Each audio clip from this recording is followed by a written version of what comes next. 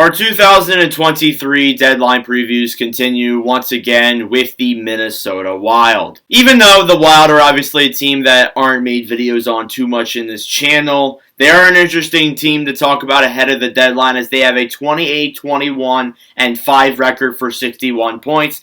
They have scored 161 goals and have led in 157, and they are 17th in the NHL. When you look at their cap space, they do have some cap to work with at $3.4 million, but if they want to make a move as most likely passive buyers, they're going to need more cap space. Luckily, some of their expiring contracts this offseason aren't going to be as drastic as previous years, as really only in the UFAs you have 3, and that is Ryan Reaves, obviously an enforcer, a fighter that they acquired earlier in the season. We'll see if he stays or not. He brings the grit to Minnesota, so I would imagine maybe he does stay, maybe on a 1-year league minimum contract. Frederick Gaudreau as well, one of those underrated bottom 6 forwards that does not get enough recognition. And then obviously there too you have Matt Dumba. Dumba's been in some trade rumors. He was more active in previous years, but this year, even though this is the year you think he would get traded, he's probably not going to because there really isn't that much interest around him right now. You look at the RFAs this year, you start off with forward Sam Steele, obviously signed, actually I think this past offseason. Don't think he's panned out to the level that the Wild thought he was going to be. I would imagine maybe he does get qualified and becomes and stays like a 4th-line center, but if he doesn't stay, it really wouldn't surprise me. You also have Brandon Duhaime there as well. An underrated forward there for the Wild too. Mason Shaw, 2 rookies here up next. Shaw, he's come up to the lineup. He's played pretty solid. Another underrated rookie down there in Minnesota. They got a lot of them actually.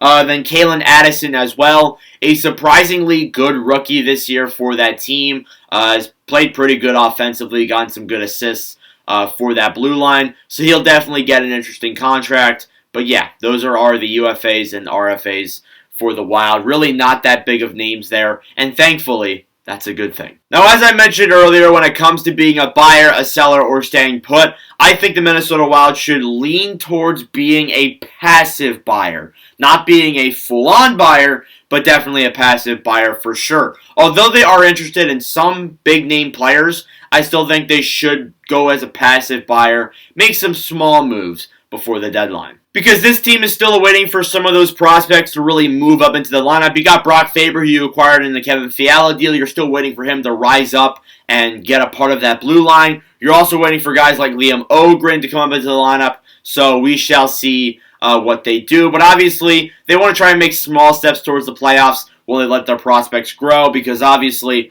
really right now, the only player that's playing at a high level is Kirill Kaprizov. Now, when you look at some of the players that they have been interested in, they have inquired about Patrick Kane, supposedly. I can't really see how that would work, though, because first off, they're in the same division as the Blackhawks. I understand they made that Marc-Andre Fleury trade a few years ago, or actually last year, not a few years ago, but I still don't see how that would equal Kane to Minnesota. I just can't see Kane going to, not a bitter rival, but still a rival nonetheless.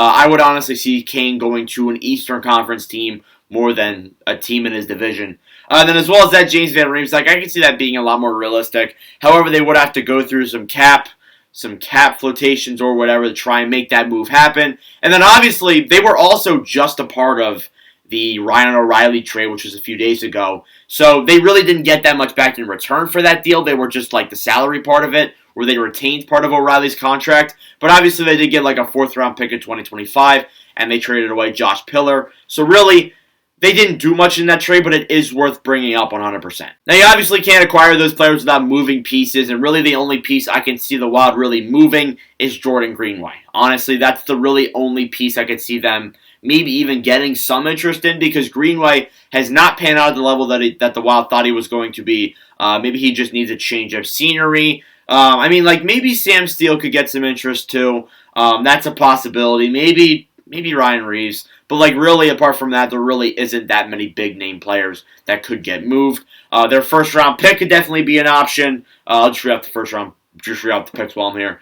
First, second, a fourth, a fifth, a sixth, and a seventh. So really kind of just the average amount of picks that each team has. So really no surprise there, but we'll kind of find out what they're going to do. Obviously, again, there's no interest around Matt Dumba, so really they can't make a move there. So yeah, they're kind of just in like a weird spot. I think they should be like a passive buyer, but staying put, I guess, could be an option. But I mean, they are currently standing outside of the playoffs, though, so there is that. But yeah, as of right now, the Wild are just one of those teams that's kind of in the middle, to be honest with you. It's kind of where they've been for years. Apart from the last 2 seasons where they were actually above average and pretty good, now they're kind of just back to that mediocre range, it feels like this season, which sucks. And I definitely hope their prospects do kind of pick it up because I've always been a fan of Minnesota. I've always liked Minnesota. I've always enjoyed watching them play. I just hope they can turn this around because right now, they're just mediocre. But anyways, let me know your thoughts in the comments below. Thank you all very much for watching. For all of your support as of late, I really do appreciate it. Subscribe down below if you are new. And anyways, that'll do it for me. Our next preview will be the Montreal Canadiens. We'll reach the halfway mark, if I'm correct, of these previews. But yeah, thank you for watching, and I'll see you guys in the next video. Adios.